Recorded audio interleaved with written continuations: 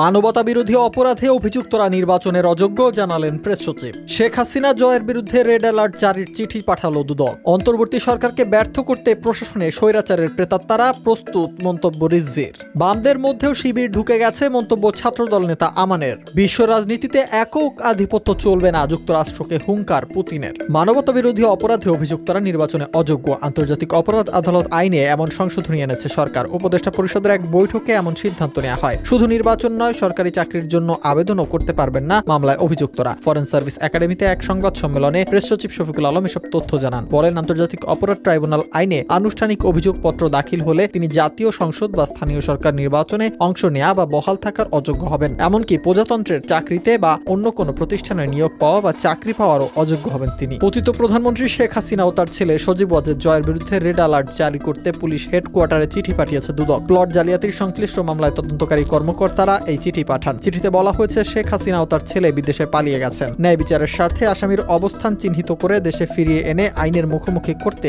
আদালত warrant issue করেছেন। অন্যদিকে চাঁদাবাজি, মনোনয়ন বাণিজ্য ও দলীয় ফান্ডে টাকা আত্মসাৎ, অবৈধ সম্পদ অর্জনের অভিযোগে জাতীয় পার্টির চেয়ারম্যান জিএম কাদের ও তার স্ত্রী শেরিফা কাদেরের বিরুদ্ধে দেশত্যাগে নিষেধাজ্ঞা দিয়েছেন বিচারিক আদালত। শেখ হাসিনা দেশ ছেড়ে পালিয়ে গেলেও তার রেখে যাওয়া দোসররা এখনো প্রশাসনে অবস্থান করছে। তারা নৈরাজ্য সৃষ্টি করে অন্তর্বর্তীকালীন সরকারকে ব্যর্থ করার জন্য প্রস্তুত রয়েছে, এমন মন্তব্য করেছেন বিএনপির যুগ্ম মহাসচিব রুহুল কবির রিজভী। বলেন, শেখ হাসিনার নিষ্ঠুরতা, নির্যাতন ও ক্ষমতায় টিকে থাকার জন্য তিনি যে স্রোত বয়েছেন, তার জন্য দায়ী ব্যক্তিদের পাসপোর্ট অফিস থেকে বিদেশে পালিয়ে যাওয়ার জন্য গ্রিন সিগন্যাল দেওয়া হয়েছে। প্রশাসনের ভেতরে লুকিয়ে থাকা এ ধরনের লোকজনই শেখ হাসিনার সুদূর প্রসারী পরিকল্পনা বাস্তবায়নের জন্য নৈরাজ্য তৈরি করেছে বলে উল্লেখ করেছেন তিনি। জানান, এসব তৎপরতার কারণ প্রধান উপদেষ্টা ডক্টর মোহাম্মদ ইউনূসকে ব্যর্থ করে দেয়া এবং অবাধ সুষ্ঠু নির্বাচন যাতে না হয় তা নিশ্চিত করা। বামদের মধ্যেও শিবির ঢুকে গেছে। বাংলাদেশের যত জনসংখ্যা আছে তার চেয়ে শিবিরের বট আইডি বেশি। সম্প্রতি এমন মন্তব্য করেছেন ছাত্রদলের কেন্দ্রীয় সাংগঠনিক সম্পাদক আমানুল্লাহ আমান। তিনি বলেন, কোন সংশ্লিষ্ট এলাকায় শিবিরের 10 জন লোক থাকে, সেই এলাকায় শিবিরের সভাপতি যদি সামাজিক যোগাযোগ মাধ্যমে কোনো পোস্ট দেয়, সেখানে 10,000 লোক কমেন্ট করে।